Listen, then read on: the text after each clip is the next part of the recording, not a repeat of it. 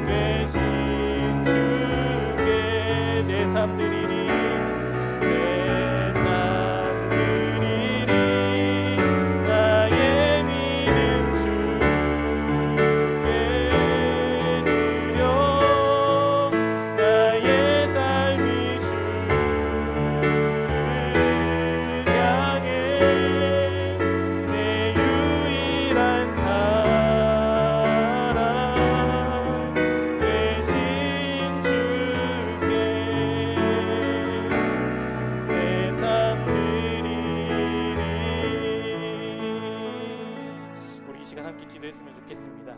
우리의 이 예배가 하나님께 우리의 믿음을 드리는, 작지만 우리의 믿음을 드리는 그런 예배가 되었으면 좋겠습니다. 주시는 말씀과 또 기도와 찬양을 통해 우리의 온 마음과 뜻을 다해 하나님께 하나님을 향한 우리의 믿음이 하나님께 증명되고 보여드리는 그런 예배가 되었으면 좋겠습니다. 우리의 작은 믿음을 기뻐하시고 또 겨자씨만한 믿음을 통해서 하나님 일하신다 약속하셨으니 하나님 그 주님께 드리는 우리의 믿음이 순수하고 또 정직하고 신실한 믿음으로 드려지는 예배가 될 수 있도록 우리 함께 예배를 위해서 기도하도록 하겠습니다.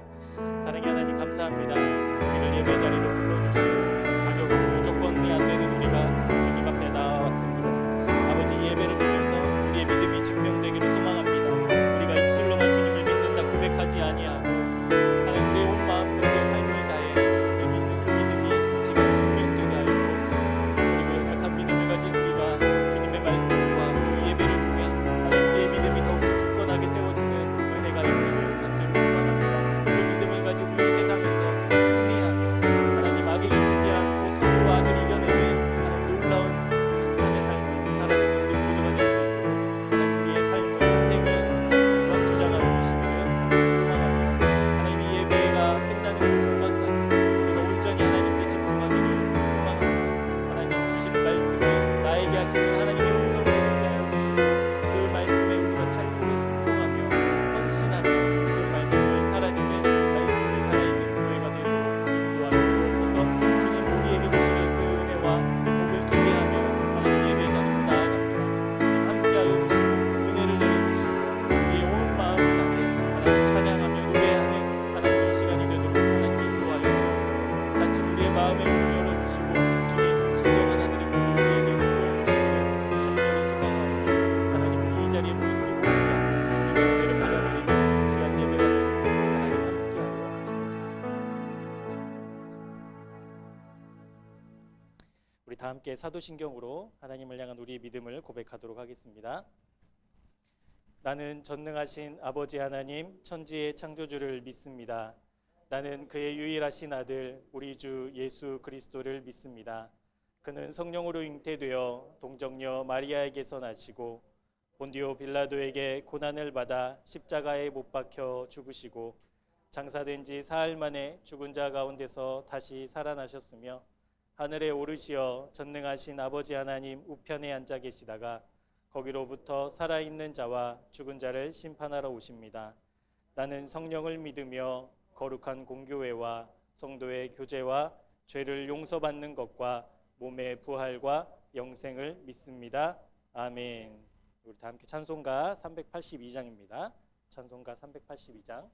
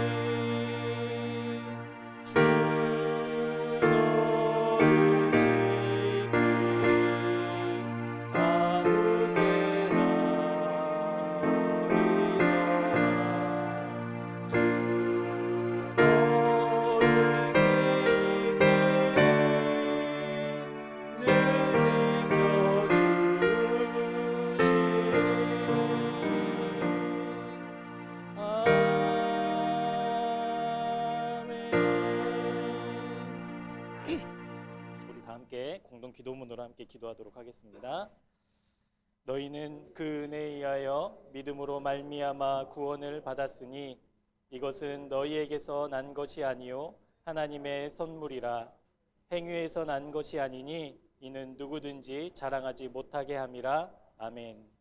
우리를 한없는 은혜로 품으시고 사랑하시는 은혜의 주님, 우리의 행위가 아닌, 우리의 자격이 아닌 오직 주님의 사랑으로 이 자리에 모인 우리를 기억해 주옵소서. 영원한 생명과 하나님의 자녀됨은 오직 주님의 은혜로 받는 선물임을 믿습니다. 그렇기 때문에 주님의 사랑과 은혜 앞에서 우리는 겸손히 순종할 수밖에 없습니다. 오늘 우리 교회를 통해 주시는 말씀 앞에서 겸손히 순종하는 마음으로 말씀을 받게 하여 주옵소서. 우리의 삶 속에 수많은 위기와 문제들은 쉬지 않고 찾아옵니다. 그럴 때마다 우리와 함께 하시는 주님을 의식하게 하옵소서. 풍랑을 잔잔하게 하시며 거센 풍랑 속에서도 길을 내시는 주님의 일하심을 신뢰하게 하옵소서. 특별히 오늘 모세를 건져내신 하나님의 섭리가 우리의 일상에도 동일하게 흐르고 있음을 믿게 하시고 주님을 바라보고 소망하며 다시 일어나는 믿음의 사람들이 되게 하옵소서. 조그만 갈대 상자에 모세를 넣고 그 손을 놓았을 때 비로소 하나님께서 갈대 상자를 돌보시고 지켜주셨습니다. 예배를 통해 여전히 내가 붙잡고 있는 것이 무엇인지를 발견하게 하시고 주님께 온전히 맡길 때 주님의 역사가 시작됨을 믿사오니 새로운 시작의 은혜가 있게 하옵소서. 가정들마다 간절히 기도하는 기도의 제목들이 있습니다. 특별히 가족의 구원과 거듭남을 위해 오랜 시간 동안 기다린 가정들도 있습니다. 막막함과 답답함이 아닌 반드시 응답하실 주님을 기대하는 믿음을 허락해 주옵소서. 교훈과 책망과 바르게 함과 의로 교육하기에 유익한 주님의 말씀이 역사하는 우리 교회가 되기를 소망합니다. 진리의 말씀 앞에 신령과 진정으로 드려지는 예배가 살아있는 교회가 되기를 소망합니다. 어린아이에서부터 어른에 이르기까지 동일한 은혜가 흐르는 교회가 되기를 원합니다. 주여, 우리 교회의 머리가 되시고 성령님 우리 교회를 다스려 주옵소서. 주님의 말씀에 따라가고서는 교회가 되게 인도해 주옵소서. 구원과 생명의 주인 되시는 예수 그리스도의 이름으로 기도합니다. 아멘. 네, 오늘 우리에게 주신 하나님의 말씀은 출애굽기 2장 1절부터 10절까지 말씀입니다.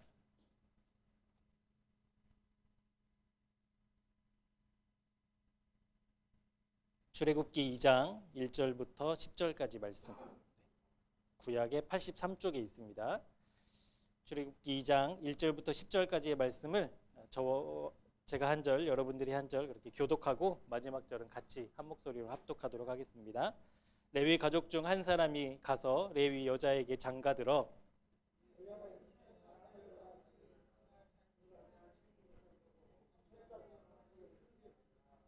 더 숨길 수 없게 되매 그를 위하여 갈대 상자를 가져다가 역청과 나무진을 칠하고 아기를 거기 담아 나일 강가 갈대 사이에 두고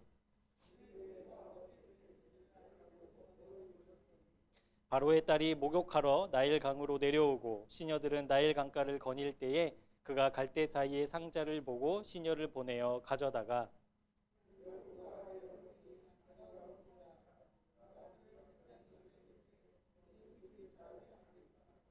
그의 누이가 바로의 딸에게 이르되 내가 가서 당신을 위하여 히브리 여인 중에서 유모를 불러다가 이 아이에게 젖을 먹이게 하리이까.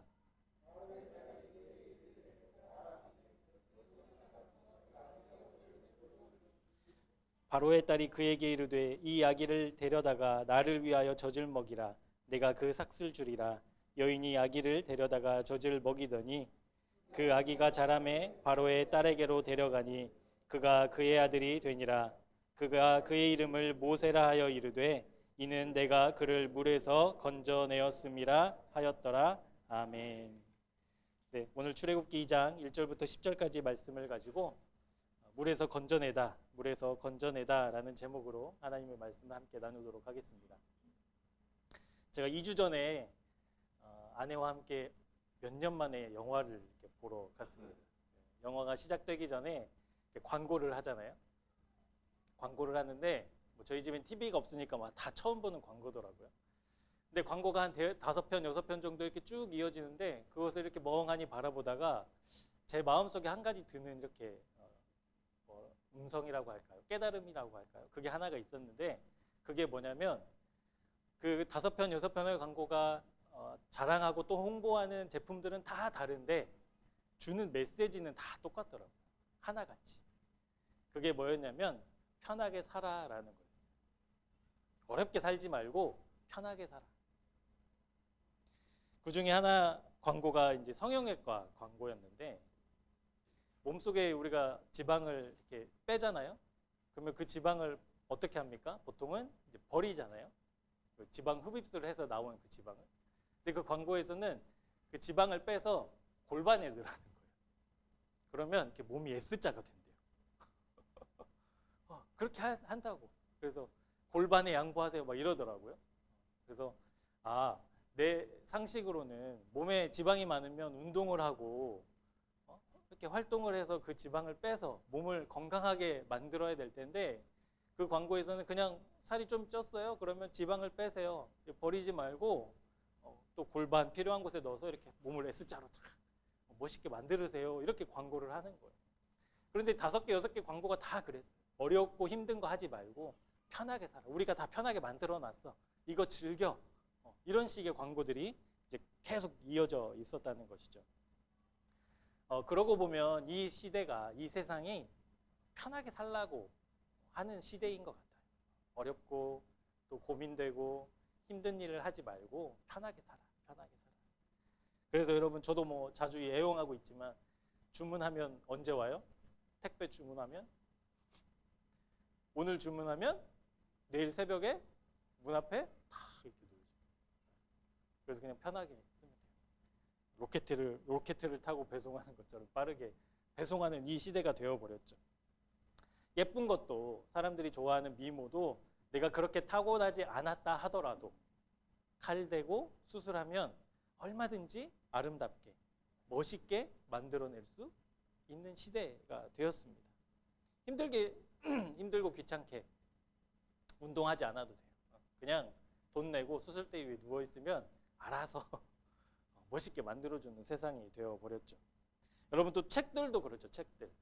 뭐 서점에 요즘 베스트셀러라고 이렇게 소개되는 책들을 보면 하루 만에 끝내는 무슨 한국사, 뭐 하루 만에 끝내는 경제, 뭐 해가지고 뭐 다 빠르고 쉽고 빠르게 그냥 다 할 수 있다고 그렇게 광고를 하고 있는 시대입니다. 그리고 사람들이 또 그런 광고에 환호하죠. 또 그런 책이 또 그런 광고들이 많은 사람의 공감을 얻고 있죠.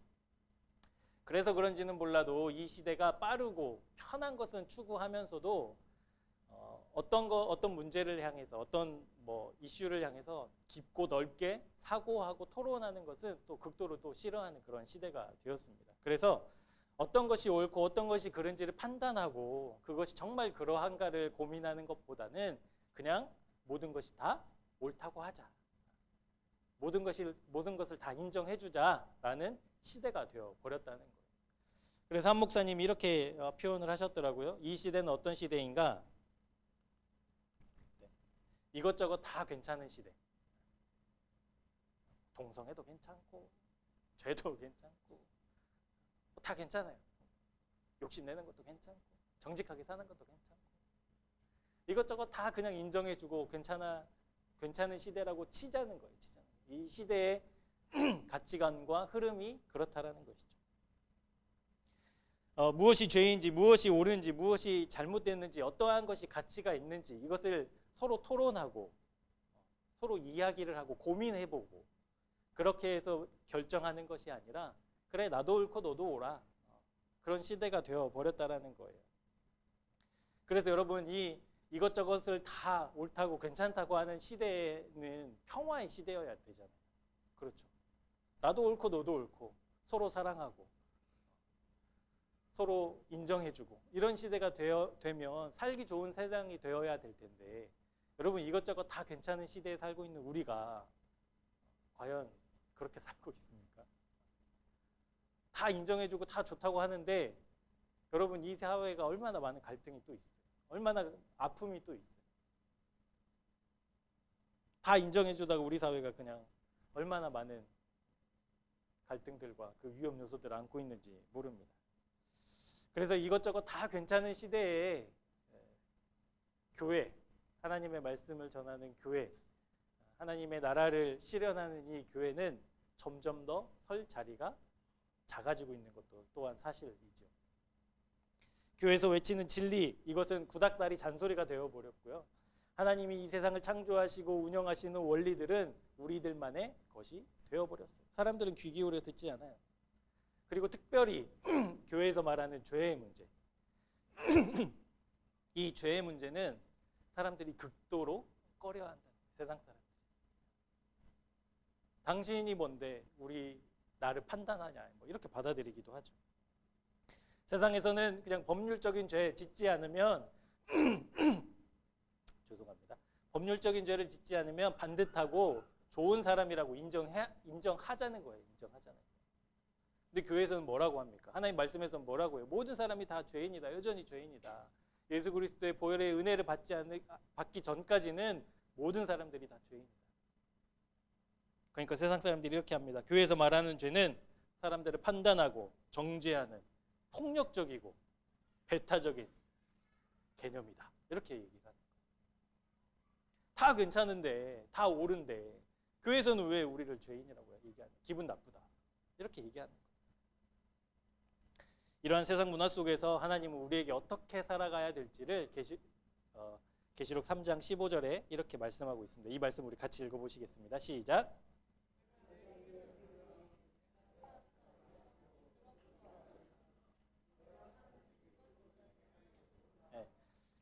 모든 것이 다 옳은 이 시대 속에서 하나님은 우리를 어떻게 살라고 말씀하고 계시냐면 차든지 뜨겁든지 우리의 역할을 분명히 하라는 거예요. 여전히. 사람들이 싫어하든 사람들이 좋아하든 그것을 떠나서 하나님 앞에서 우리가 차든지 뜨겁든지 하라는 거예요. 미지근하게 이것도 좋고 저것도 좋고 하지 말라는 거예요. 이것도 옳고 저것도 옳고 하지 말라는 거예요. 하나님의 말씀대로 뜨겁든지 차든지 명확한 삶을 살라고 우리에게 말씀하고 계십니다. 이뿐만이 아니죠. 신명기 28장 14절의 말씀에 보면 또 이렇게도 나와 있어요. 이 말씀도 같이 읽어볼게요. 내가 오늘 너희에게 명령하는 그 말씀을 떠나 좌로나 우로나 치우치지 아니하고 다른 신을 따라 섬기지 아니하면 이와 같으리라. 아멘. 네, 하나님은 우리가 여기에도 치우치고 저기에도 치우치는 것이 아니라 바른 길로 가기를 원하고 계신다는 거예요. 바른 길로 가기. 그러니까 뭐 시대에 따라서 추구하는 유행들이 있잖아요. 뭐 옷뿐만이 아니라 사상들도 그렇죠. 유행하는 것들이 있어요. 그것에 따라 이리저리 흘러가지 말고 좌로나 우로나 치우치지 말고 반듯하게 하나님의 말씀과 진리 위에 서서 걸어가라는 말씀. 그러니까 우리가 살고 있는 이 애매모호한 시대를 살아가는 우리에게 하나님은 뜨겁든지 차든지 좌로나 우로나 치우치지 않고 바른 길로 묵묵히 걸어가기를 명령하고 계십니다. 오늘 우리에게 주신 이 본문의 말씀을 가지고 우리가 이 애매모호한 시대 속에서 우리가 어떻게 살아야 할 것인가, 이 애매모호함 속에서 좌로나 우로나 또 차든지 뜨겁든지 미지근하든지 방황하는 우리의 삶과 우리의 심령이 오늘 말씀을 통해서 굳건하게 세워지는 은혜가 있기를 주님의 이름으로 축복합니다. 첫 번째는 어쩔 수 없는 상황이 온다라는 거예요. 어쩔 수 없는 상황. 어쩔 수 없는 상황. 우리 본문 1절과 2절 말씀을 함께 보시도록 하겠습니다. 레위 가족 중 한 사람이 가서 레위 여자에게 장가들어 그 여자가 임신하여 아들을 낳으니 그가 잘생긴 것을 보고 석 달 동안 그를 숨겼으나 이 1절과 2절 본문의 말씀은 그러니까 우리가 오늘 출애굽기의 말씀은 어떤 배경이냐면 이스라엘 역사에서 가장 위대했던 민족의 지도자인 모세의 출생을 다루고 있는 본문입니다. 모세가 출생했을 때 당시의 상황은 애굽, 이집트에 이 모세 이전에 누가 있었냐면 요셉이 있었죠. 요셉. 그래서 요셉이 꿈을 잘 해몽해가지고 7년 대흉년에 그것을 잘 대처해서 애굽이 막 강대국이 되었던 거예요. 주변 국가를 막 흡수하고 땅을 막 다스리면서 애국이 이제 강대국이 되었어요. 그래서 요셉이 살아있을 때에는 이스라엘 백성들이 그만한 대접을 받고 살았어요. 그런데 모세가 태어났을 당시에 이제 그 애굽의 왕 바로가 다른 바로가 이제 세워졌는데 이 바로는 요셉을 모르는 사람이었어요. 그러니까 이스라엘 백성이 무슨 일을 벌였든지 지금 내가 다스리는 이 애굽이 강대국이고 힘이 세니까 그것에 심취해 있던 왕이었어요. 그런데 이 애굽에 살고 있는 이방 민족인 이스라엘 백성들이 점점 번성하기 시작하는 거예요. 하나님의 은혜로, 하나님의 축복으로 감당할 수 없을 만큼. 그러니까 이 바로는 어떻게 이 이스라엘 백성들을 바라봤냐면 덜컥 겁이 나는 거예요. 얘네들이 만약에 한 민족이 으쌰으쌰 해가지고 봉기를 일으킨다면, 반란한다면 이 애굽이 위태롭겠구나. 그래서 막 하염없이 번성하고 있는 이 이스라엘 백성을 억제하기 위해서 한 가지 명령, 한 가지 법을 내리는데 그게 출애굽기 1장 22절 그 전에 죄송합니다. 이 바로가 어떻게 이제 이스라엘 백성을 어떻게 줄이려고 했냐면 아이들이 태어나면 남자아이들이 태어나면 죽이라는 거예요. 죽이라는 거. 여자들이야 뭐 자기들이 막 이렇게 해서 힘을 해봤자 남자들이 없으면 힘을 못 쓴다 이런 판단이 있었는지 몰라도 하여튼 남자아이가 태어나면 다 죽여라. 이제 그것을 이렇게 법으로 이제 반포한 거예요. 그런데 그러면 이스라엘 백성이 더 이렇게 늘어나지 않고 점점 힘이 약해져야 되는데 여전히 계속 늘어나는 거예요. 그래서 이유를 알고 봤더니 히브리 산파들이 바로의 명령을 어떻게 했어요? 어겼어요. 하나님을 더 경외. 말씀에 기록된 것은 이 히브리 산파들이 하나님을 더 경외함으로 그 말씀을 지키느라 바로의 명령을 따르지 않았던 거예요. 그래서 바로가 한 가지 생각을 더 합니다. 출애굽기 1장 22절에 보니까 이제 아이가 태어나는 것은 막을 수 없고 태어난 아기들은 산의 아기들을 어떻게 하라고? 나일강에 던지라고 명령을 했어요. 히브리 산파는 어떻게 해요? 아이를 낳기까지는 도와줄 수 있어도 나일강에 아이를 던지는 일까지 막을 수는 없는 거예요. 그러니까 이스라엘 백성에게 진짜 위기가 찾아오게 된 것이죠. 모든 남자 아기를 태어나자마자 나일강에 던지라는 명령이 떨어졌을 때 그때 누가 태어납니까? 모세가 태어났어요. 그러니까 모세는 태어나면 어떻게 되는 운명이에요? 죽어야 되는 운명. 태어나자마자 죽어야 되는 운명을 가진 이 모세. 그 이야기를 오늘 본문에 하고 있습니다. 여러분 누구도 거역할 수 없는 이 왕의 명령. 뭐 지금이야 뭐 헌법 소원도 하고 뭐 항소도 하고 이런 게 있지만 그 당시에는 왕이 명령 내리면 그것을 안 따르면 어떻게 되는 거예요? 즉결이죠, 즉결. 명령을 따르지 않으면 즉결이에요, 즉결. 그러니까 그 왕의 명령이 내려졌고 이제 우리 집에 아이는 태어났고 이제 어떻게 해야 하겠습니까? 이 부모가 결정을 해야 되는 순간이 온 거예요. 아이를 버리자니 자기의 믿음과 신앙에 걸리고 하나님이 주신 소중한 생명을 내 손으로 어떻게 그것을 죽일 수 있겠습니까? 그리고 바로의 명령을 따르자니 어떻게 해요? 이도 저도 하지 못하는 상황. 그러니까 그리고 바로의 명령을 어기면 우리 가족이 다 몰살될 수도 있는 그런 위험. 그러니까 이 두 가지 갈림길에서 지금 모세의 부모는 결정해야 합니다. 결정해야 합니다. 여러분이라면 어떻게 하시겠어요? 여러분이 10달 동안 품었던 아이가 태어났어요. 남자아기였어요.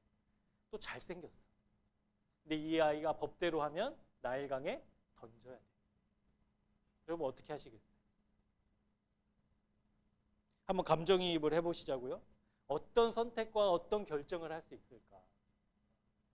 이것을 따르기도 그렇고 저것을 따르기도 그렇고 둘 중에 하나를 꼭 선택해야 된다면 무엇을 선택할 수 있을까? 저도 설교 준비하면서 계속 고민해봤는데 답은 안 나오는데 이런 마음이 하나 있더라고요. 하나님, 지금 내가 이 결정을 하지 않아도 되는 걸 감사합니다. 여러분 어떻게 하겠어요? 아이가 태어났는데 이걸 내가 살자고 버리자. 아니면 얘를 살리면 우리 가족이 다 죽고. 어떻게 하겠어요? 우리 본문 2절 말씀을 한번 같이 보도록 하겠습니다. 시작.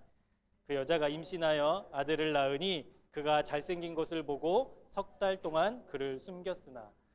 그러니까 이것을 따르기도 그렇고 저것을 따르기도 그렇고, 그래서 모세의 부모가 한 결정은 석 달 동안을 숨겨서 한번 길러보는 것밖에 없었어요. 그러니까 들키면 어쩔 수 없고 발각되면 어쩔 수 없고 그 전까지는 한번 길러보자. 여러분, 아이가 이제 석 달 동안 기르니 아이 소리가 안 날 수 있어요? 아기가 우는 소리, 아기가 칭얼대는 소리 안 낼 수가 있겠어요?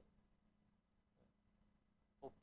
그러니까 이 모세의 집에 3개월 동안은 아이가 태어난 기쁨과 감사가 아니라 차가운 긴장감만 흐르고 있지 않았겠습니까? 조금이라도 소리 내면 안 되고, 그렇게 하면 안 돼요. 소리 내지 마. 그리고 동네에 비슷한 때에 태어난 아기들이 있었을 거 아니에요. 그러면 애굽의 군대들이 막 집안을 뒤져가지고 아이를 찾아내서 그 아이를 나일강에 분명히 던졌을 테고, 그러면 그 모습을 본 부모들은 통곡하며 울며 막 그런 소리가 막 동네에 울려 퍼지지 않았겠습니까? 그때마다 이 모세의 집안은 어떻겠어요? 분위기가 어떻겠어요? 상상만 해도 숨이 막히죠. 들킬까봐. 들키면 어떡하나. 이 막막하고 답답한 상황이 저와 여러분의 삶 속에도 찾아오기 마련이죠. 언젠간 찾아오기 마련입니다. 도대체 무엇을 결정해야 하고 도대체 어떻게 결정해야 될지 모르는 그 상황에 우리가 놓이게 될 때가 있다라는 것이죠. 기도하지만, 이 막막함 속에서 기도하고 있지만 하나님이 과연 내 기도를 듣고 계시는가? 하나님이 과연 응답을 해주실 수 있는가? 라는 의심이 들 때가 있죠. 하나님이 반드시 응답해 주실 것이라는 확신은 있지만 그것이 언제인가를 생각해 보면 또 무겁고 어깨가 무겁고 답답해지고, 하나님의 약속과 말씀을 믿는다고 내가 수없이 되뇌이지만 불쑥불쑥 내가 진짜 그걸 믿는 건 아니야. 내 불신이 막 그렇게 솟구쳐 날 때가 있지요. 불안하고 답답하고 막막함이 여러분 신앙생활하는 우리에게도 찾아오지 않습니까? 하지만 분명한 사실 한 가지는, 여러분 믿음이 좋다고 해서 그런 게 없는 게 아니에요. 믿음이 좋다고 불안하지 않은 게 아니에요. 근데 분명한 것은 우리가 믿음이 완벽하지 않아서 연약해서 때로는 흔들리고 때로는 답답해하고 때로는 두려워하는 그 상황 속에서도 변하지 않는 한 가지 사실은 뭐냐면 하나님이 우리의 그 상황을 알고 계신다라는 거예요. 모르고 계시지 않는다라는 거죠. 아무리 답답하고 막막한 상황이라도 하나님은 우리의 상황을 분명히 알고 계신다. 이것은 변하지 않는 사실입니다. 우리 모두가 겪는 어찌할 수 없는 상황들이 있잖아요. 막막한 상황, 답답한 상황. 그 상황을 하나님이 모르고 계시지 않는다라는 사실을 여러분 마음에 깊이 새기셨으면 좋겠어요. 우리 주님은 알고 계세요. 우리 주님은 다 보고 계세요. 다 듣고 계세요. 그것이 우리 하나님이시지 않습니까? 우리가 어떤 상황에 놓여 있든지, 어떤 막막함과 답답함 속에 쓰러져 있든지, 우리가 어떤 상황인지와는 상관없이 하나님은 우리를 알고 계신다. 시편 139편 1절부터 4절 말씀, 이 말씀이 바로 그 말씀을 증거하고 있습니다. 이 말씀도 우리 같이 읽어보시겠습니다. 여호와여, 주께서 나를 살펴보셨으므로 나를 아시나이다. 주께서 내가 앉고 일어섬을 아시고 멀리서도 나의 생각을 밝히 아시오며 나의 모든 길과 내가 눕는 것을 살펴보셨으므로 나의 모든 행위를 익히 아시오니 여호와여, 내 혀의 말을 알지 못하시는 것이 하나도 없으시니이다. 아멘. 하나님은 우리의 아픔과 우리의 고통과 우리의 신음을 모른 척하는 분이 아니에요. 모르시는 분이 아니에요. 다 알고 계세요. 다 알고 계세요. 여러분, 모세의 어머니 요게벳이 3개월 동안 어떤 힘으로 버텼겠어요? 저는 그런 집에서 한 하루도 살고 싶지 않거든요. 그렇게 긴장하고 전혀 막 기쁘지도 않고 두렵고 떨리는 그 여러분 3개월을 무슨 힘으로 버텼겠어요? 내 상황은 나아지지 않고 바로의 명령은 거두어들일 가능성은 없었지만 그럼에도 불구하고 하나님이 우리의 고통과 우리의 아픔과 우리의 상황을 반드시 알고 계신다라는 그 믿음으로 버티는 거예요. 모세를 죽이려는 애굽의 칼날은 점점 가까이 옵니다. 모세의 집에서 할 수 있는 일이라고는 그저 아이가 울지 않도록 다독여주고 달래는 일밖에 없었습니다. 그런 상황과 환경을 아시는 하나님께서 여러분 이 모세의 가정을 그냥 내버려 두시지 않으셨다라는 거예요.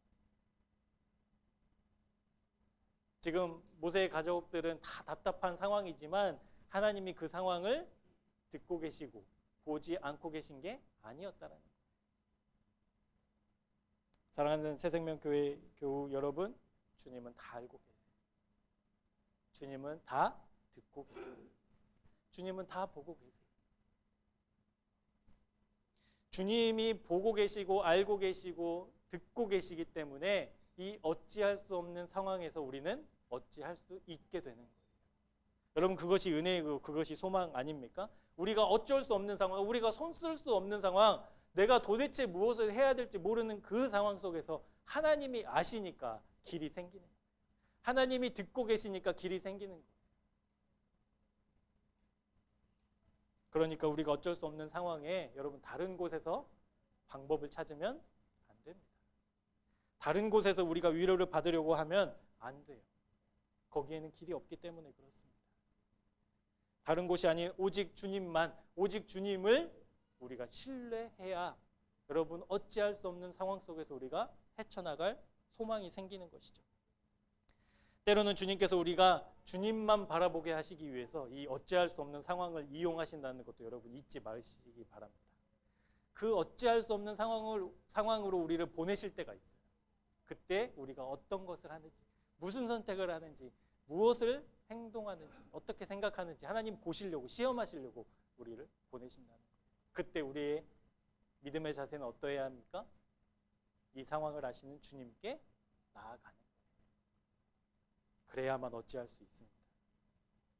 두 번째로 우리의 손을 놓을 때 주님이 일하신다라는 것입니다. 어찌할 수 없는 그 상황 속에서 모세의 부모와 또 가족들은 이 갓 태어난 모세를 3개월 동안 그냥 애지중지 키웠지 않았겠습니까? 여러분 아이를 키워보신 분들은 아시겠습니다만 3개월쯤 되면 아이가 어떻게 되나요? 이제 막 몸에 힘이 들어가기 시작하고 막 살이 찌기 시작하고 소위 아이가 폭풍 성장하는 때예요. 먹는 것도 많이 먹게 되고. 그러니까 울음소리도 달라지겠죠. 응애 하다가 이제는 뭐 남자니까 응애 뭐 이러고 힘줘서 밥 줘. 이제 3개월이 되면 아이가 이제는 엄마의 그 통제와 그 보살핌을 이제 막 넘어서는 그런 순간이 이제 되었다는 것입니다. 지금까지는 어떻게 걸리지 않고 잘 지내왔어요. 3개월 동안 잘 버텨왔어요. 근데 이제는 도저히 숨길 수 없는 때가 되었어요. 이때야말로 진짜 어찌할 수 없는 그때가 된 거예요. 그때 모세의 부모는 결정을 하게 됩니다. 우리 본문 3절 말씀입니다. 시작. 더 숨길 수 없게 되매 그를 위하여 갈대 상자를 가져다가 역청과 나무진을 칠하고 아기를 거기 담아 나일 강가 갈대 사이에 두고.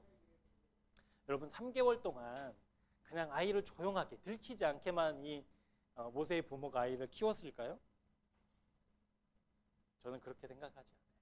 아마 3개월 동안 모세의 부모와 가족들은 아마 매일매일이 기도회였을 거예요.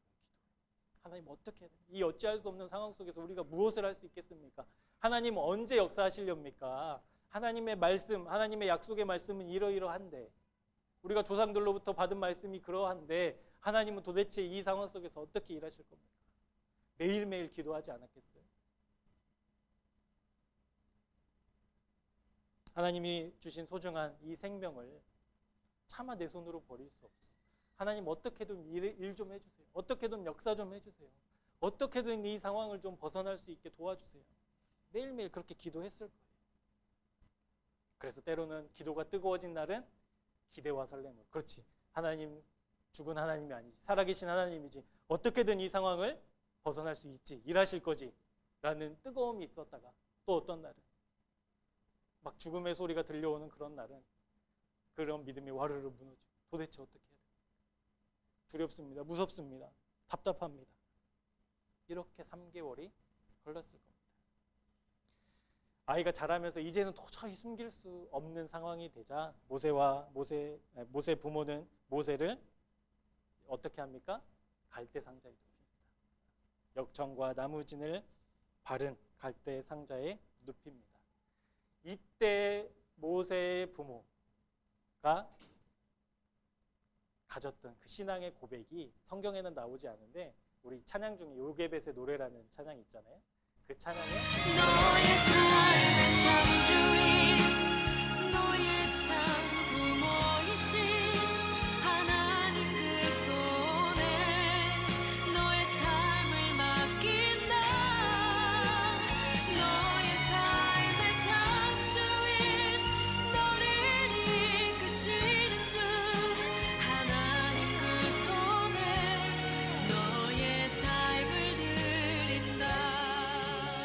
여러분, 이것이 요게벳이 3개월 동안 어린 모세를 안고 요게벳이 고백했던, 하나님을 향해 고백했던 고백이 이것이라고 저는 믿어요. 여러분, 이 아이를 내가 낳았지만, 지금까지 내가 길렀지만 앞으로 이 아이의 인생과 목숨은 이제 누구 거라는 거예요?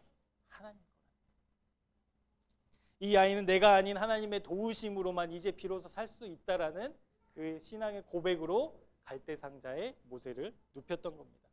내가 육신의 부모일지라도 이 아이의 진짜 부모는 하나님이셔야만 한다라는 그 믿음의 고백으로 지금 눕히는 거예요. 갈대 상자에.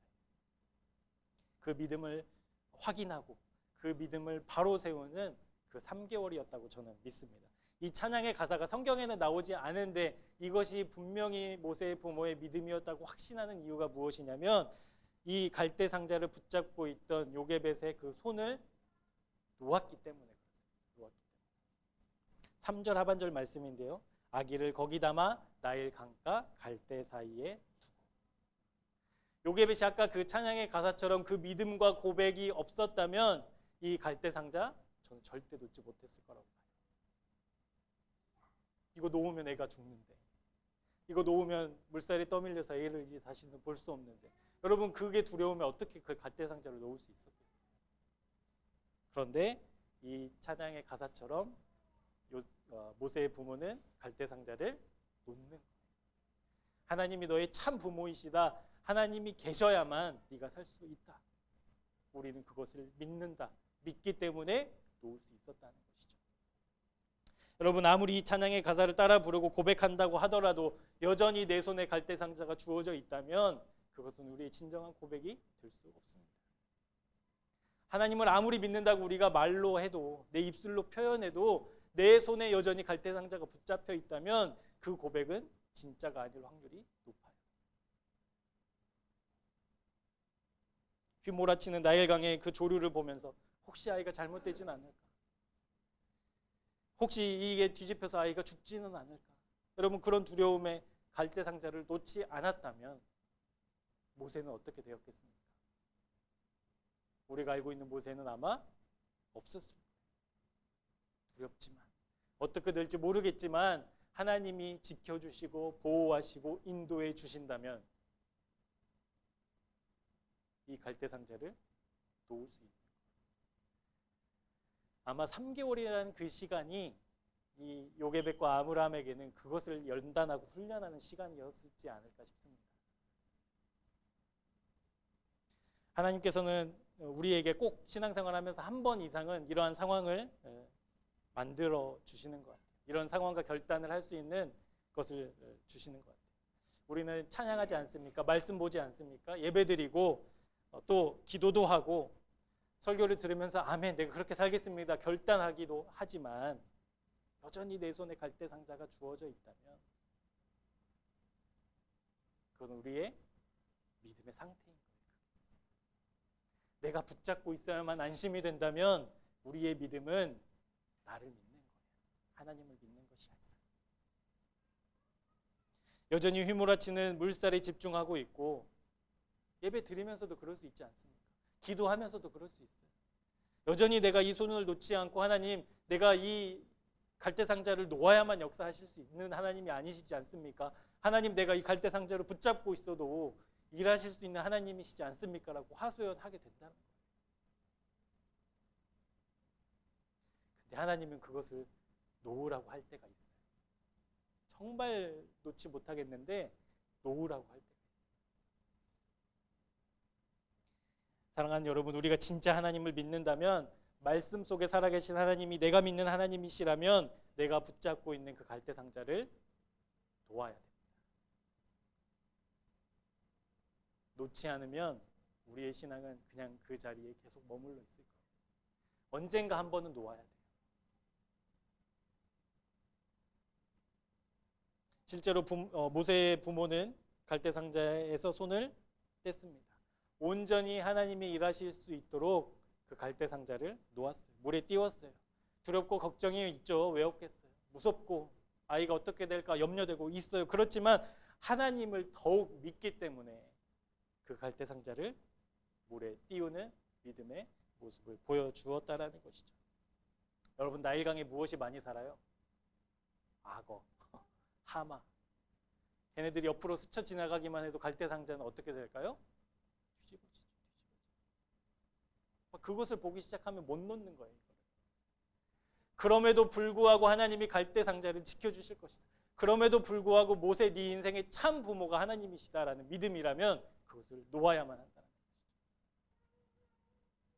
여러분, 먼 훗날 모세가 이스라엘 백성을 데리고 약속의 땅으로 이렇게 들어가다가 이제 홍해길을 따라 쭉 가다가 다베라라는 곳에 이제 도착하게 됩니다. 이곳에서 이스라엘 백성들이 불평을 해요. 맨날 먹는 만나 이제 지겨워 죽겠다. 우리 고기 좀 먹고 싶다. 이렇게 불평을 해요. 그리고 모세가 하나님 앞에 나아가 기도합니다. 하나님, 어떻게 고기 좀 주시면 안 될까요? 백성들이 아우성인데 어떻게 이 문제를 해결할 수 있을까요? 그때 하나님께서는 이렇게 말씀하세요. 너희들 고기 달라고? 그래, 불순종했지. 이 녀석들 감사한 줄 모르고.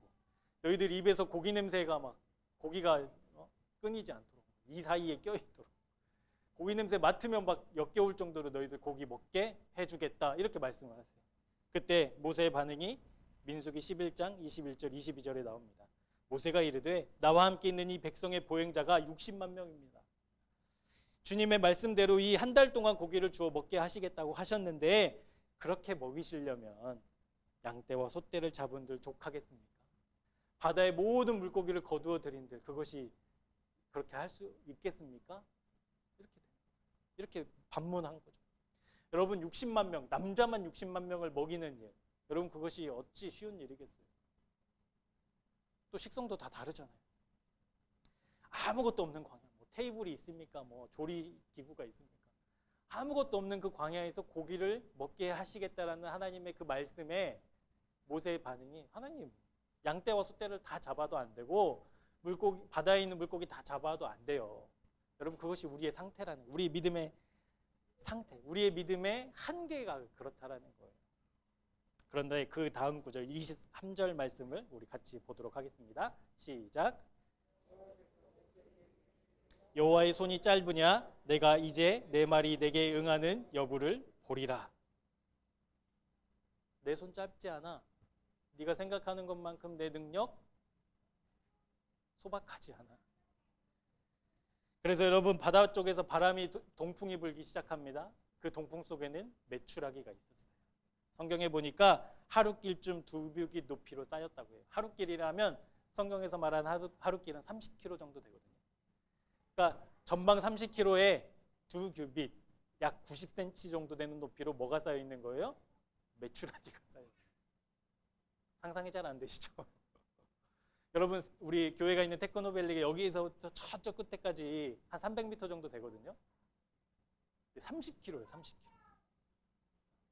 이렇게 한 겹으로 쌓여 있는 게 아니라 메추라기가 90cm 정도 되면 뭐 허리춤 정도 될 텐데 그 높이로 쌓여.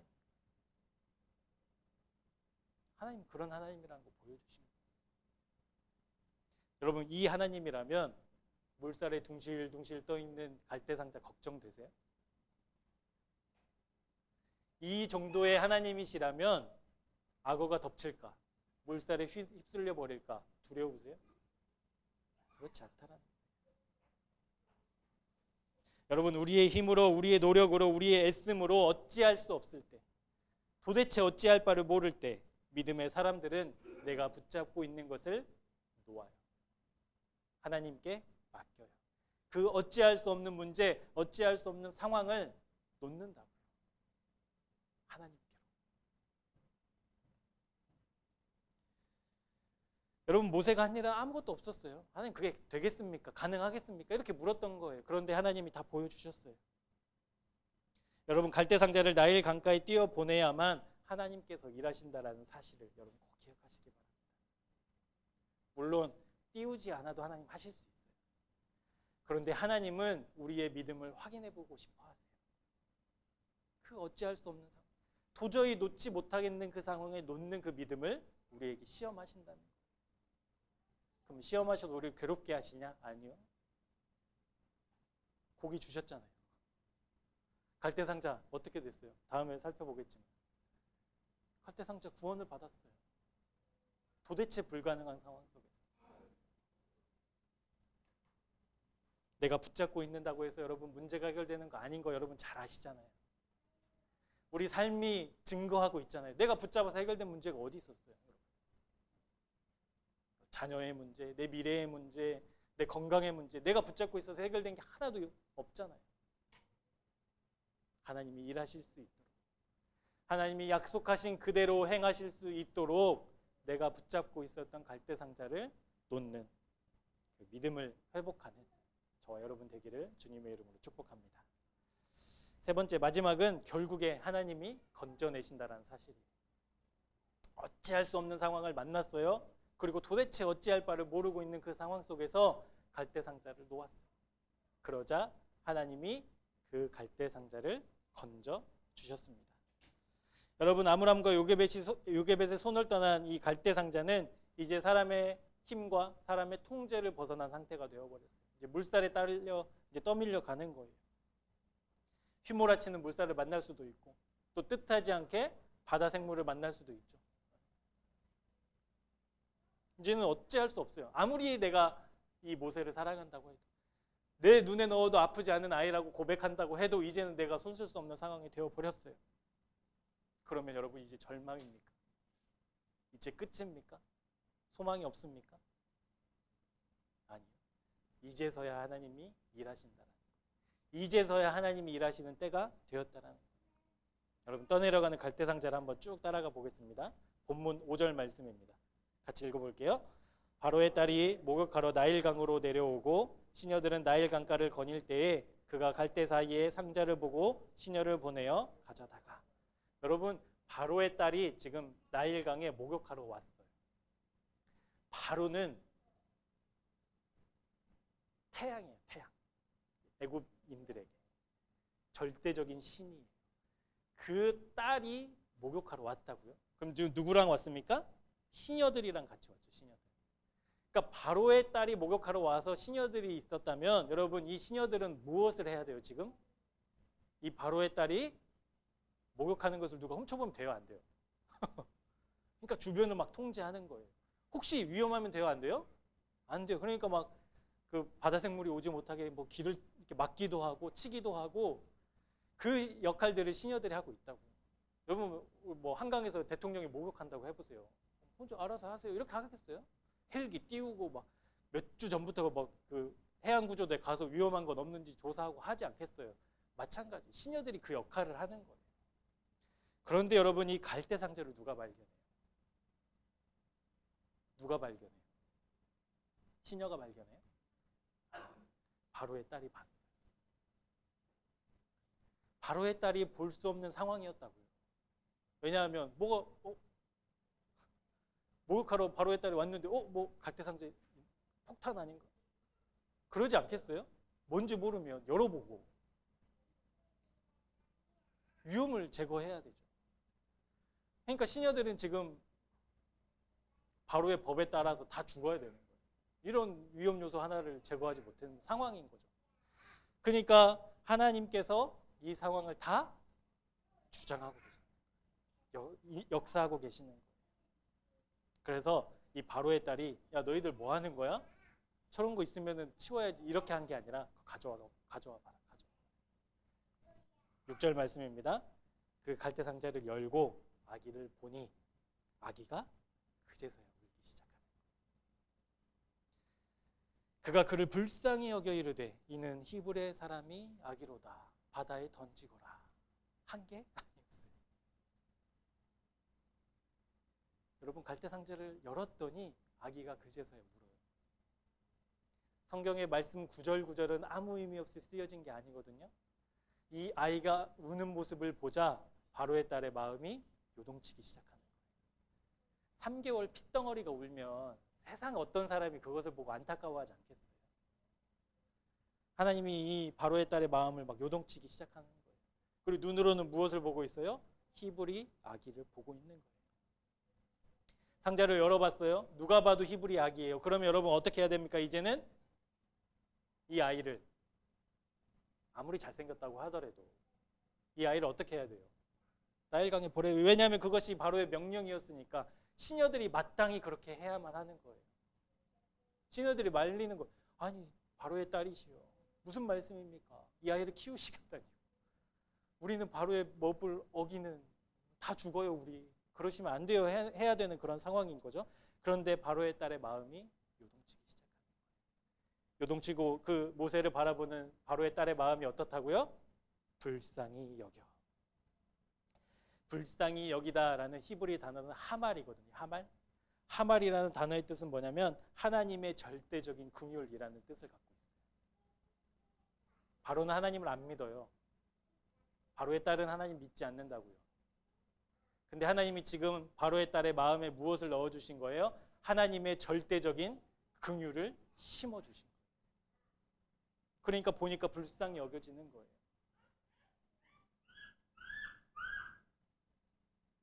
여러분 안타깝고 사랑스러운 그 마음 그게 그냥 바로의 딸이 품성이 좋아서 인성이 좋아서 생겨나는 게 아니라 하나님이 그 순간에 바울을 울게 하시고 그 순간에 그 모습을 본 바로의 딸의 마음에 하말 그것을 심어주셨다. 하나님의 절대적인 긍휼하심을 심어주셨다.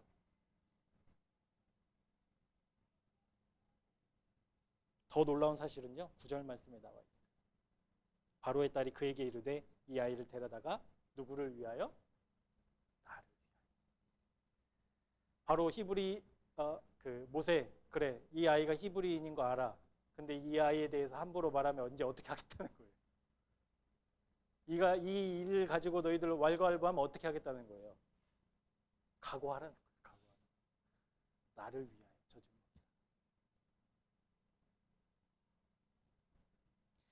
지금 바로의 명령을 정면으로 어긴 것일 뿐만 아니라 이 아이가 먹고 사는 일이 지금 나를 위한 일이라고 바로의 딸이 선포하고 있지 않습니까? 그럼 이 상황을 어떻게 설명할 수 있어요? 무슨 확률 계산할 수 있어요?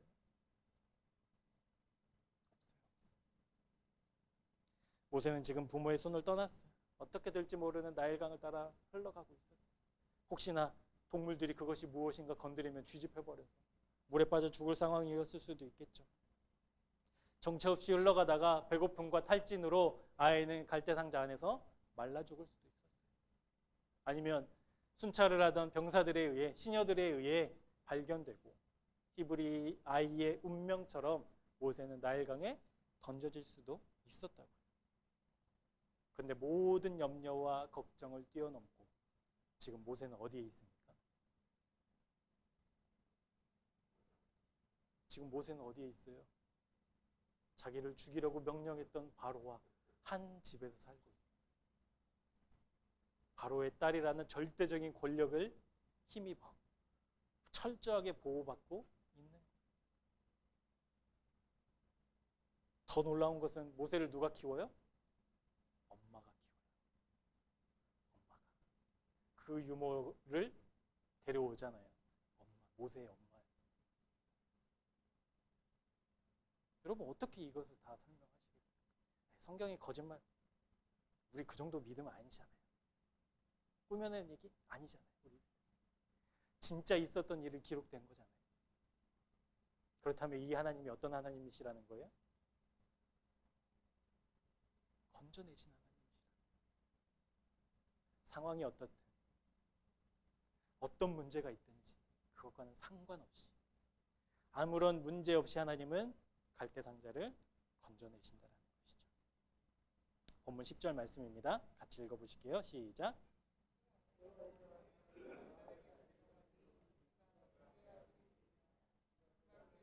모세라 하여 이르되 이는 내가 그를 물에서 건져내었음이라 하였더라. 근데 맞습니다.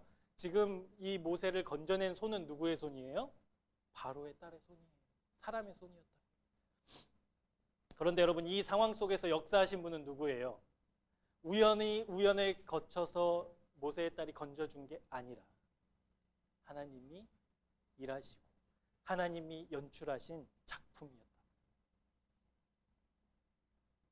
어찌할 수 없는 상황 속에서 불안해하던 모세의 가족들을 바라보시는 그 하나님. 소리내어 울 수 없어 가슴속 깊이 울고 있는 아므람과 요게벳의 마음을 살펴보신 하나님. 모세의 가정의 그 차가운 긴장감을 하나님은 알고 계셨고 다 보고 계셨고 듣고 계셨다라는 것. 그리고 하나님이 손을 놓을 때 일하셨어요. 그 하나님이 여러분 오늘 우리의 모든 상황도 동일하게 보고 계시고 일하실 준비를 하고 계시는 줄 믿습니다. 우리가 믿음으로 나아가면 믿음으로 갈대상자를 놓으면 하나님은 물에서 그 갈대상자를 건져주시는 거예요. 우리 지난주 큐티 본문이 에스더였잖아요. 에스더에는 특징은 하나님의 말씀, 하나님이라는 단어가 단 한 번도 나오지 않아요. 하나님이 등장하지 않는 유일한 책이에요. 그런데 에스더를 읽으면 읽을수록 그 에스더 속에 깊이 역사하시는 누구를 보게 돼요? 하나님. 하나님이 아니고서는 그 설명할 수 없잖아요. 에스더의 모든 사건들. 지금도 마찬가지예요. 바로의 딸이 어떻게 뭘 잘못 먹어서 무슨 기분 좋은 일이 있어도 건진 게 아니라고. 하나님이 역사하신, 하나님이 건져주신 거예요. 우리 설교를 시작하면서 이 시대는 편리함을 추구하는 시대, 모든 것이 다 옳다 인정하는 그런 시대라고 하지 않았습니까? 그래서 누구도 어렵고 힘들고 괴로운 일 하고 싶지 않는 시대예요. 그래서 직장도 자기의 진로도 편안하고 스트레스 받지 않는 것을 다 추구해요. 그런 직장을 얻고 그렇게 살기를 원해요. 그런데 지금 현대인들의 삶은 어때요? 매일매일 전쟁이라고 하잖아요. 매일매일 괴로움의 연속이라고 하잖아요. 매일매일 스트레스를 받는다고 하잖아요. 왜 그럴까요? 내가 편리함을 추구하고 쉬운 것을 추구하고 스트레스 받지 않는 것을 추구하는데 여전히 나는 왜 힘들어요? 우리 안에는 답이 없으니까 그래요. 거기에는 답이 없으니까 그래요. 여러분, 우리가 얼마나 많은 실수들을 합니까? 이 길로 가는 게 맞을 거야. 그래. 내가 결정하잖아요. 하나님의 뜻이 무엇인지 상관없이.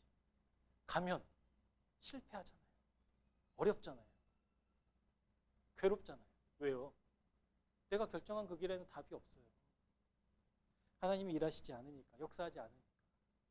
근데 힘들고 괴롭고 죽을 것 같은 답답함 속에서도 하나님을 믿고 그 길로 나아가면 물에서 건짐받는 역사가 있다라는 거예요. 오늘 그 말씀을 오늘 본문을 통해서 말씀하고 계시기 때문입니다. 여러분, 모세를 낳은 부모 역시 어찌할 수 없는 상황 속에 놓여 있었어요. 이러지도 못하고 저러지도 못하고 무엇을 결정하는 것이 도대체 하나님의 뜻인지 모르는 그 답답함 속에 놓여 있었다고요. 그런데 기도하며 이제는 내가 이것을 놓아야 될 때 하나님이 역사하실 수 있도록, 하나님이 일하실 수 있도록 그 갈대상자를 물에 떠나 보내게 됩니다. 완전히 우리 손을 떠났지만 여전히 그 갈대상자를 붙잡고 있는 하나님을 신뢰하게 하는 거예요. 하나님께서는 이 모세의 부모의 상황을 모르시지 않으셨습니다. 가족들의 아픔과 슬픔을 다 듣고 계시고 보고 계셨어요. 찰랑거리는 나일강에 물살을 집중하고 계셨고요. 그리고 다른 동물들이 오지 못하도록, 건드리지 못하도록, 발견되지 못하도록 하나님이 가리워 주셨다. 그리고 그 모세를 본 순간 하나님이 그 마음에 하나님의 절대적인 긍휼하심을 부어 주셨고, 그래서 모세는 왕궁에서 40년을 너무나 편안하고 너무나 완벽한 삶을 살게 됐어요. 어머니와 사랑하는 여러분, 우리의 작은 신음에도 응답하신 하나님께서는 여전히 우리를 알고 계심을 의심하지 마세요. 도대체 하나님이 어디 계세요? 우리 그렇게 기도할 수 있죠. 우리 옆에 계세요. 그게 하나님의 약속이에요. 도대체 하나님의 길이 무엇입니까? 길이 있어요. 내 눈에 보이지 않을 뿐이지. 내가 못 느끼고 있을 뿐이지. 근데 그것을 내가 붙잡고 있는다면, 내가 느껴지지 않고 보여지지 않는다고 끝까지 그것을 붙잡고 있는다면 하나님 역사하지 않으세요. 그것을 놓아야만 해요. 그러니까 우리 기도가 어떻게 변해야 됩니까? 하나님, 나는 지금 보이지 않아요.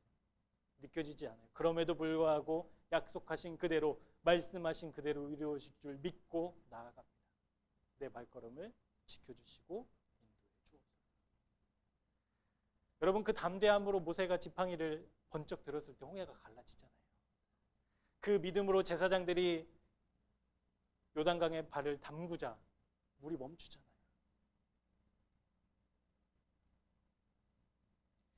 물에서 건져주신 하나님의 놀라운 그 은혜와 역사가 이번 한 주 동안 우리의 삶 속에 경험되어지는 귀한 은혜가 있기를 축복합니다. 말씀 속에서 보여주셨듯이 우리를 아시고 우리의 모든 상황을 다스리시고 역사하시는 그 하나님께서 우리를 붙잡아 주시기를 주님의 이름으로 축복합니다. 놓을 것 같으면 놓으면 죽을 것 같고, 놓으면 잊어버릴 것 같고, 놓으면 어떻게 될지 몰라 답답하고 있는 그 손을 주님을 향해서 펼칩시다. 그리고 오늘 모세를 건져내신 그 하나님의 놀라운 역사가 우리의 삶 속에 체험되는 한 주 되었으면 좋겠습니다. 물에서 건져내는 귀한 역사가 있기를 축복하며 우리 함께 기도하도록 하겠습니다. 아이의 울음소리가 커져가자 아므람과 요게벳은 갈대상자를 준비했습니다. 혹시나 물이 들어올까 역청과 나무진으로 물이 새지 않도록 했습니다. 그리고 그 상자에 눈이 넣어도 아프지 않을 아이를 눕혔습니다. 그뿐만이 아니라 예측할 수 없는 위험이 도사리고 있는 나일강 위에 그 상자를 띄웠습니다.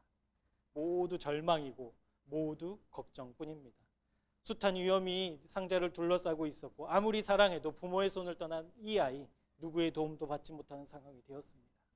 하지만 주님께서는 그 모든 상황을 보고 계셨고 준비하고 계셨고 역사하셨습니다. 그 상자를 물에서 결국 건져내 주셨습니다. 사랑하는 주님, 나일강 위에 떠있는 상자가 꼭 우리의 상황 같습니다. 우리들의 문제 같습니다. 도대체 어찌할 바를 알지 못하는 내 상황과 같습니다. 그때 유일한 구원이 되시는 주님을 바라보는 믿음의 눈을 허락해 주옵소서. 오직 하나님만이 소망 되심을 선포하는 우리의 입술이 되게 하여 주옵소서. 물에서 모세를 건져내신 것처럼 주님, 우리도 건져 주옵소서. 예수 그리스도의 이름으로 간절히 기도합니다. 아멘. 우리 함께 찬양하시겠습니다. 괴로울 때 주님의 얼굴 보라라는 찬양인데요. 이 찬양의 가사가 오늘 말씀을 정리하는 찬양의 가사인 것 같습니다. 우리 가사를 묵상하시면서 함께 찬양하시도록 하겠습니다.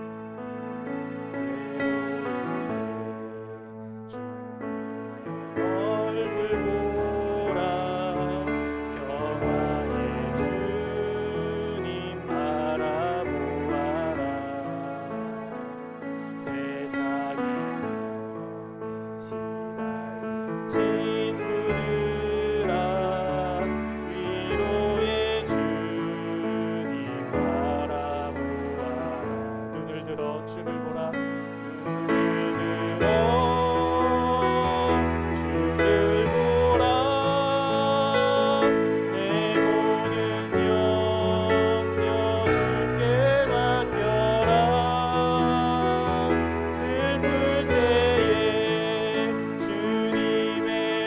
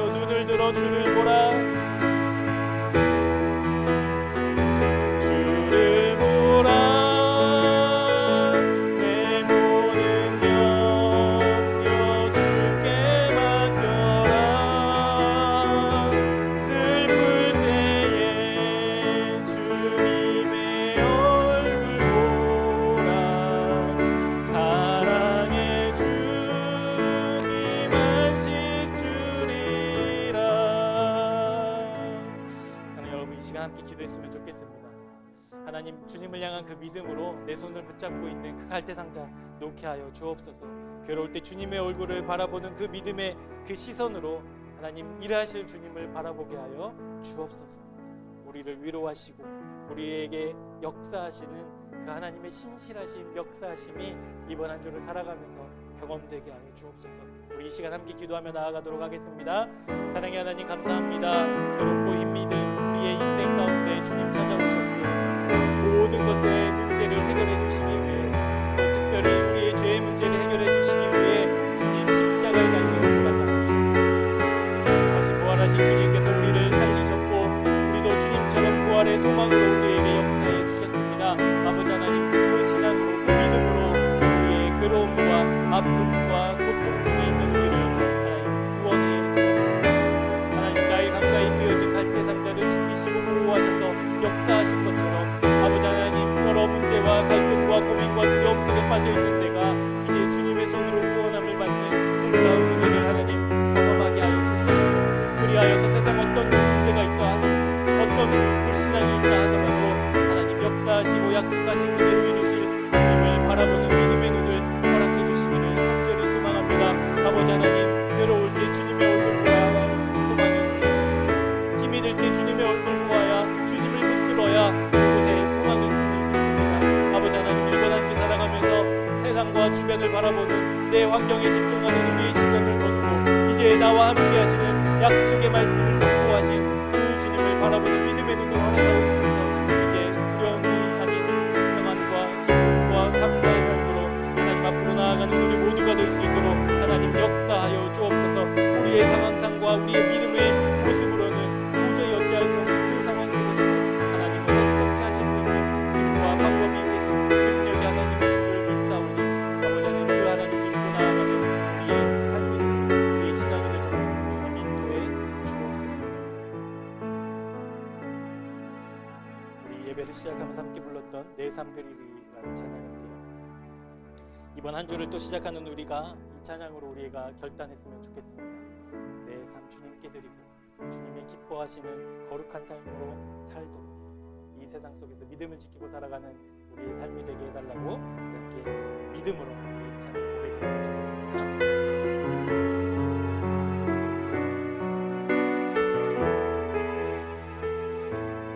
소망 없는 내 삶에, 소망 없는 내 삶에 새 생명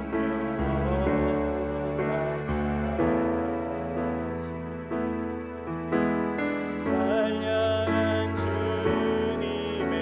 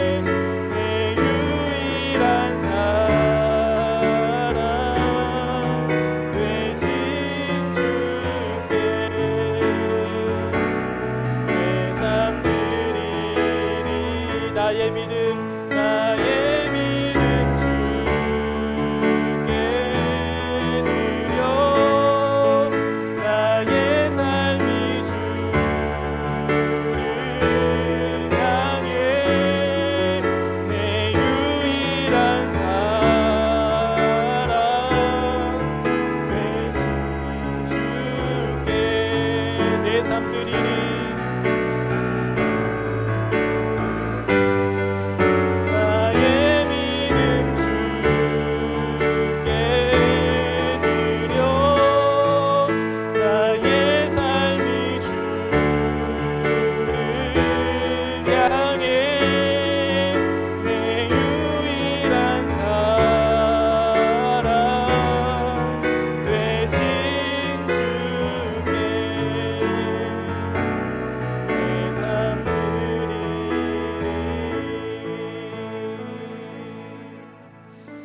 지금 우리에게 놓여진 수많은 어찌할 수 없는 문제를 품고 있는 사람들도 있습니다. 우리 모두가 다 그렇지. 그때 이 찬양의 가사처럼 우리의 삶을 하나님께 드렸으면 좋겠습니다. 내가 끝까지 붙잡고 있었던, 이거 놓으면 죽을 것 같이 괴로웠던 그 문제, 그 기도의 제목들 이제는 하나님께 올려드리면 좋겠습니다. 우리 두 손에는 문제가 쥐어져 있어야 되는 것이 아니라 주님의 옷자락만 붙잡고 있어도 된다라는 그 믿음이, 주님이라면, 내가 믿는 주님이라면, 말씀 속에 나타나신 주님이라면, 약속하신 주님이라면 이 어찌할 수 없는 상황을 하나님 해결해 주실 수 있다고 믿습니다. 우리의 문제를 내려놓고 주님의 옷자락을 붙잡읍시다. 그렇게 주님이 일하시기 때문에 그렇습니다. 두렵고 힘들고 괴롭고 아프겠지만 그럼에도 불구하고 주님의 손을 붙잡아야, 주님의 옷자락을 붙잡아야만 우리는 살 수 있습니다. 하나님, 그 믿음으로 이번 한 주 살아가게 하여 주옵소서. 그 믿음으로 우리 교회를 위해 기도하며 이 험한 세상 속에서 우리 교회가 정말 말씀 위에 굳게 서고 성령의 놀라운 은혜와 역사가 경험되어지는 교회가 될 수 있도록, 그렇게 주님만 붙잡고 섬기는 내 삶과 우리 교회가 될 수 있도록 우리 함께 기도하며 나아가도록 하겠습니다. 사랑해 주님, 감사합니다. 주님의 놀라운 은혜와 사랑으로 오늘 우리를 이 자리에 부르셨습니다. 주님, 우리의 의지로 나온 것이 아니라, 우리의 노력으로 나온 것이 아니라 하나님이 인도하셨고 하나님이 발걸음을 지켜주셨기 때문에 우리가 이 자리에 설 수 있었습니다. 아버지 하나님, 우리가 이제는 믿음으로 나아가기를 원합니다. 어찌할 수 없어 하나님, 답답하고 두렵고 죽을 것 같은 이 무게를 짓눌리고 있는 우리의 문제들을 이제는 주님 앞에 내어놓고 우리의 두 손은 주님만 붙잡고 살기를 소망합니다. 우리의 이 두 손은 주님의 옷자락만 붙잡고 나아가기를 소망합니다.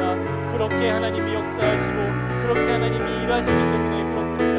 아버지 하나님, 우리의 믿음이 이제는 주님의 손만 붙잡고 나아가는 하나님, 우리의 순수한 믿음으로 회복되어질 수 있도록, 세워질 수 있도록 하나님 역사하여 주옵소서. 우리가 수많은 말씀들을 알고 듣고 보았지 않습니까? 그 하나님이 여전히 내 곁에 역사하신 하나님, 나와 함께하신 하나님, 나와 동행하신 하나님이신 줄 믿사오니 우리가 붙잡고 있었던 갈대 상자를 놓고 이제 주님의 일하심을 믿음으로 바라보는 하나님, 감격의 한 주가 될 수 있도록 인도해 주시기를 소망합니다. 특별히 우리 교회를 위해서 기도합니다. 세상의 많은 기준에 따르면 우리 교회는 여전히 연약하고 여전히 부족하고 여전히 주님의 은혜가 필요합니다. 그럼에도 불구하고 우리 교회가 주님을 붙잡고 나아가는 교회가 될 수 있도록 인도해 주옵소서. 많은 사람들이 모이고 더 큰 예배당이 있는 것이 우리의 목적이 아닙니다. 하나님을 따르는 한 사람 한 사람이 건강한 교회를 세워내는, 이 새 생명의 교회를 세워내는 아름다운 역사가 우리 교회 위에 일어날 수 있도록 인도해 주옵소서. 그리고 이 자리에 모인 우리 모두가 하나님, 그 믿음의 기둥으로 굳건하게 세워지는 놀라운 역사를 부어 주옵소서. 주님만 바라보고 주님만 신뢰하고 주님만 있으면 된다는 그 믿음으로 하나님 역사하여 주옵소서. 그렇게 사역하는 우리 교회 될 수 있도록 도와주시고, 하나님, 세상의 어떤 기준이 아닌 하나님만 바라보며 살아가는, 하나님만 의지하며 살아가는 우리 교회 될 수 있도록 하나님 인도하여 주옵소서. 각자의 삶을 하나님 붙잡아 주시기를 간절히 소원합니다.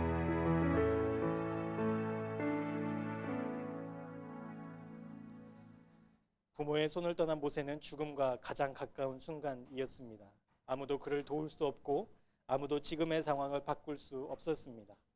바로의 충성스러운 군사들은 바로의 명령을 따르기 위해 수많은 아이들을 나일강에 던졌을 것입니다. 그 상황 속에서 아므람과 요게벳이 할 수 있는 일이라고는 역청과 나무진을 바른 갈대 상자를 나일강에 띄우는 일밖에 없었습니다. 두렵지만 무섭지만 지금의 상황이 막막하지만 우리 삶의 참 주인이시자 인생의 참 부모이신 주님을 믿는 그 믿음으로 갈대 상자에서 손을 뗐습니다. 그때 비로소 하나님이 일하기 시작하셨고 비로소 하나님의 역사가 시작되었습니다. 모세를 건지신 하나님, 우리의 모든 상황과 문제와 걱정 속에서도 우리를 건져 주옵소서. 두려움에, 믿음 없음에 여전히 내가 붙잡고 있는 것들이 있다면 오늘 말씀을 통해 보여주신 하나님을 신뢰하는 믿음으로 그 손을 놓게 하여 주옵소서. 그리고 비로소 일하시고 역사하시는 하나님을 경험하는 한 주가 되게 하여 주옵소서. 그 믿음으로 우리 모두를 굳건히 세워주시기를 간절히 기도합니다. 물질을 향한 우리의 고백도 이와 같기를 원합니다. 물질이 우리의 삶을 편안하게 만들 수는 있어도 진정한 평화는 물질을 통해 오지 않습니다. 그렇기 때문에 우리가 드리는 이 예물은 우리의 믿음을 담아 하나님께 드려야 합니다. 믿음과 감사, 찬양과 사랑의 마음을 가득 담은 예물이 되게 하옵소서.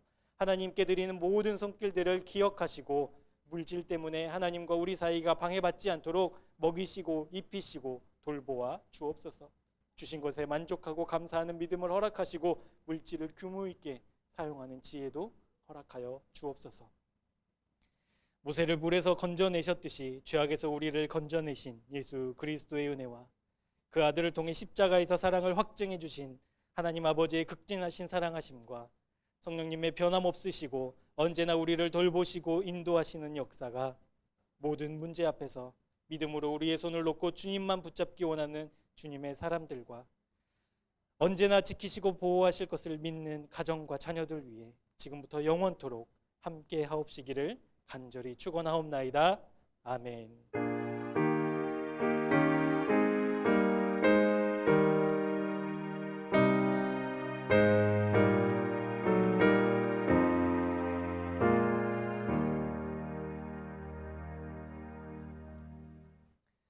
광고하겠습니다. 여러분 앞뒤 좌우 우리 성도의 교제하실까요? 손을 잡으실 수 있는 분은 이렇게 잡으시고 이렇게 합시다. 주님만 붙잡읍시다. 그렇게 하겠습니다. 주님만 붙잡읍시다. 잡을 수 있는 분들은 잡으시고 주님만 붙잡읍시다.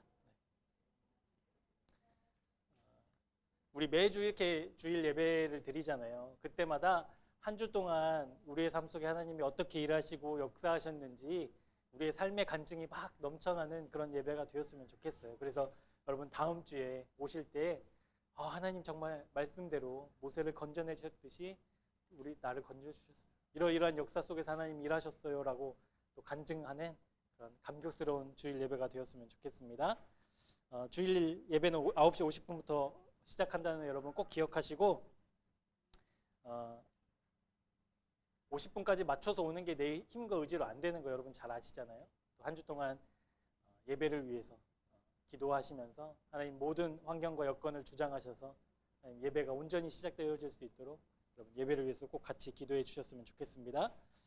오늘 예배가 끝나고 오늘 새싹 찬양팀이 밖에 나가서 좀 활동을 할 예정이에요. 그래서 오고 가는 발걸음 안전을 위해서 여러분 함께 기도해 주시고 우리 아이들이 함께 시간을 보내고 또 교제할 때 정말 믿음으로 정말 영원히 함께하는 이 믿음의 친구들로 세워지는 우리 새싹 찬양팀이 되었으면 좋겠습니다. 함께 기도해 주시기 바랍니다. 그리고 교회를 통해 주신 은혜의 말씀을 나누는 말씀 나눔은 화요일 저녁까지 보내주시면 감사하겠습니다. 그리고 네 번째 광고인데요. 이 7월 첫 주부터 그러니까 다음 주부터 온라인 예배 중계는 이제 하지 않습니다. 이제 우리가 비대면 예배가 이제 허용되었기 때문에 그리고 우리 교회에서 이제 나오지 못하시는 분이 없기 때문에 굳이 온라인 예배 방송을 중계할 것까지는 아니고 우리가 예배 실황은 녹화를 해서 홈페이지에는 올릴 거예요. 그러니까 혹시 뭐 주일날 근무가 있으시거나 뭐 사정이 있어서 예배 못 드리신 분은 주일 저녁에 예배를 보실 수 있겠습니다. 그래서 제가 잊지 않는 한 주일날 예배 끝나고 하여튼 오후에 최대한 올려볼 텐데요. 혹시 홈페이지 들어가시는데 없다 하면 바로 저한테 연락을 주세요. 바로 처리해. 혹시나 잊어버리면. 그래서 온라인 예배는 이제는 없고 녹화해서 이제 홈페이지에는 그렇게 올라간다라는 거 여러분 알고 계셨으면 좋겠습니다. 그리고 다음 주에는 또 은혜의 성찬식이 있습니다. 여러분 주님이 주신 또 주님의 은혜와 사랑을 또 기억하는 감격스러운 성찬식이 될 수 있도록 기도로 함께해 주셨으면 감사하겠습니다. 우리 6월 암송구절 마지막 주일이라 이제 마지막인데요. 암송구절 같이 보시겠습니다. 요한일서 1장 9절 말씀입니다. 만일 우리가 우리 죄를 자백하면 그는 미쁘시고 의로우사 우리 죄를 사하시며 우리를 모든 불의에서 깨끗하게 하실 것이요. 요한일서 1장 9절 말씀. 우리 죄를 자백하는 것이 놓는 것이죠. 하나님께 놓을 때, 하나님께 드릴 때 하나님이 역사하는 귀한 은혜가 한 주 동안 여러분의 삶 가운데 함께 하시기를 축복하며 예배를 마치도록 하겠습니다.